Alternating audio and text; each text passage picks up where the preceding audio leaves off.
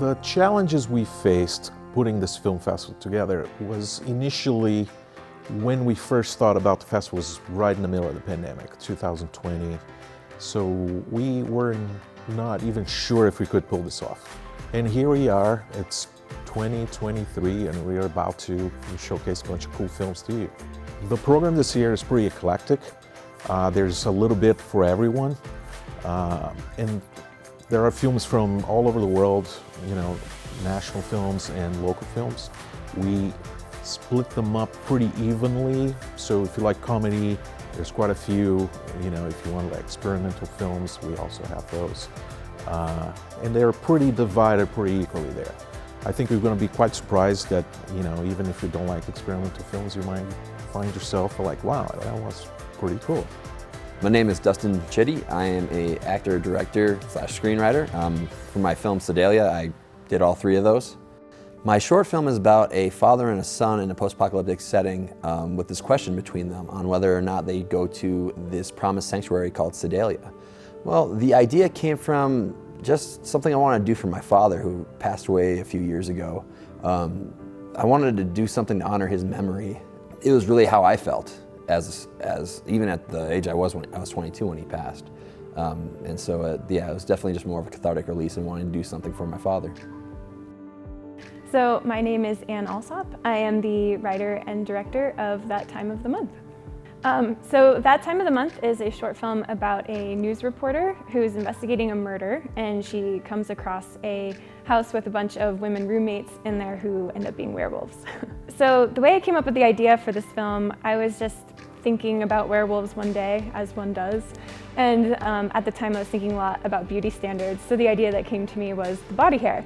At the same time, I was dealing with some health issues and talking to several other friends who had health issues at the time. We were all kind of dealing with the same experience of having doctors not believe us about the pain we were experiencing or the symptoms that we had. So that actually tied into the theme of the film as well. There's a little bit about trying to be taken seriously for one of the characters in the film. So my name is Kip Adler, and I was the writer and director of the film On the Fence.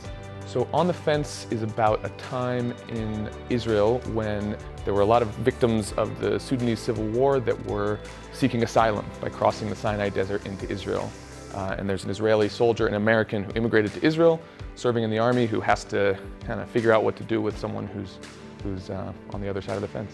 So this film is actually based on a story that happened to a friend of mine in college.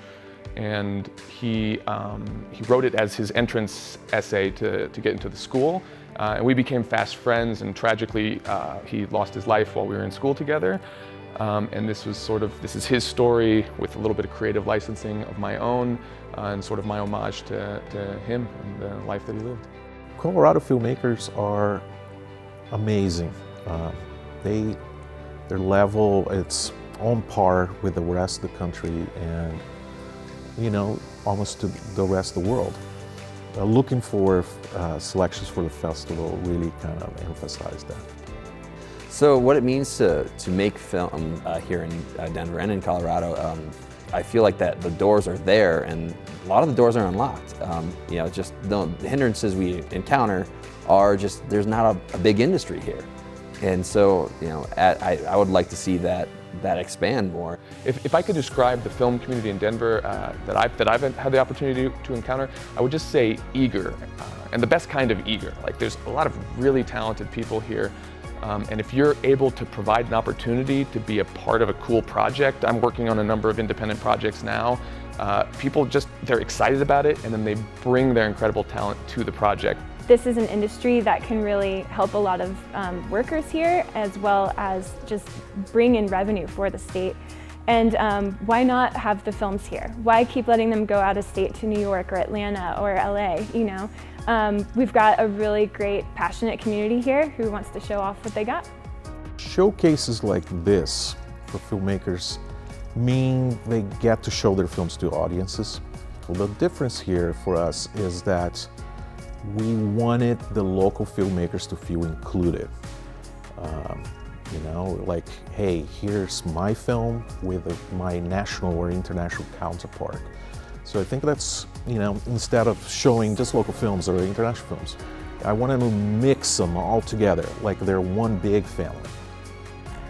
You know that amazing magical feeling you get when you go to the movie theater? You can have that, but 16 times over in one night.